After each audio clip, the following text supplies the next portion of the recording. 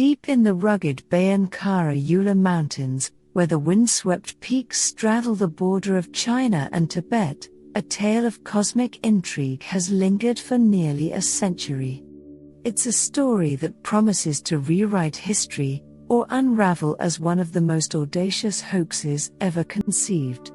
The Dropa Stones, a collection of 716 circular stone discs, allegedly unearthed in 1938, have captivated imaginations, with their supposed tale of stranded extraterrestrials, etched in microscopic hieroglyphs. Are these artifacts a smoking gun of ancient alien contact, or a clever fabrication that's duped enthusiasts for decades? Let's dive into the mystery, sift through the evidence, and explore new dimensions of this enigma. The saga begins with Chi Pu Tei, a Chinese archaeologist, said to have led an expedition into the remote mountains in 1938.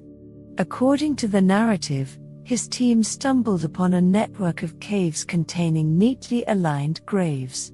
Inside were skeletons unlike any they'd encountered, small, just 4 feet tall, with oversized skulls that hinted at something otherworldly.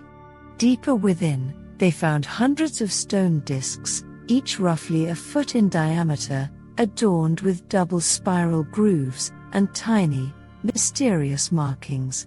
Cave walls bore petroglyphs of celestial bodies, sun, moon, stars, connected by dotted lines, as if charting a voyage from the cosmos. The discs, later dubbed the Dropa Stones, were reportedly taken to Beijing University, where they languished for 2 decades, until Dr. Sumam Nui examined them in 1958.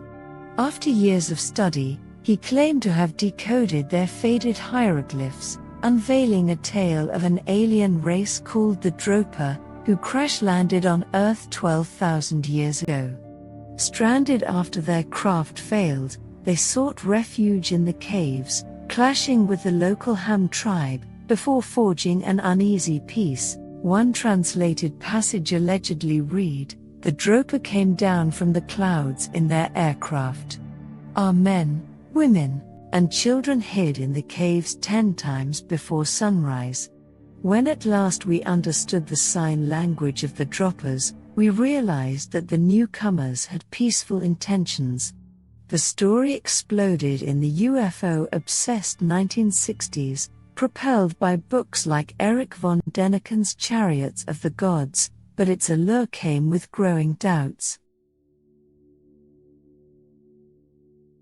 For proponents, the Dropa Stones are a cornerstone of the ancient astronaut hypothesis. The disc's spiral grooves, reportedly vibrating under scientific scrutiny, suggest a sophistication that defies primitive tools. Soviet researchers in the 1960s allegedly detected high cobalt content and a rhythmic oscillation, hinting at a purpose, perhaps as data storage, or a power source, beyond mere decoration. The skeleton's unusual features fuel speculation of a non-human species, possibly the Dropa, or their offspring. Some link the stones to the modern Dropa, or Drokpa, tribe, a short-statured people of the Tibetan plateau, as evidence of alien genes persisting in isolation. The conspiracy angle adds intrigue. Believers claim the Chinese government suppressed the find during the Cultural Revolution, fearing it challenged official histories. The stone's disappearance, Sumam Nui's alleged exile to Japan, and his mysterious death, bolster this narrative. In 1974, Austrian engineer Ernst Wegerer photographed 2 discs at a Shanxi museum, only for them to vanish days later, along with the museum's manager. Some even tie the Dropa to broader UFO lore, suggesting their craft hailed from a distant star system like Zeta Reticuli, a favorite of extraterrestrial theorists. Skeptics, however, dismantle the tale with surgical precision. No record exists of Chi Pu Tei, or Sumum Nui. In Chinese academia, Sumum Nui may be a garbled pseudonym, not a real name. The Beijing Academy for Ancient Studies is a phantom institution, and the stones have never surfaced in a credible collection. Soviet tests lack corroboration, and the 716 discs remain elusive, with only blurry, dubious photos to show for them. The story's debut in Das Vegetarische Universum, a 1962 German vegetarian magazine, hardly inspires confidence, while the 1978 book Sun Gods in Exile, later admitted as a prank by author David Gammon, added layers of absurdity about Sirius-born aliens. The discs' resemblance to discs, ancient Chinese jade artifacts used in rituals, suggests a mundane origin spun into fantasy. Decoding an alien script on eroded stones in just 4 years, when Linearby took decades with better samples, strains belief. The absence of a crash site or wreckage further weakens the extraterrestrial claim.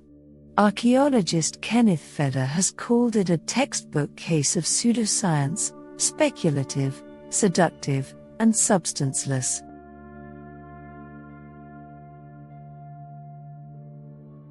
Beyond the core narrative, lesser-known details deepen the mystery.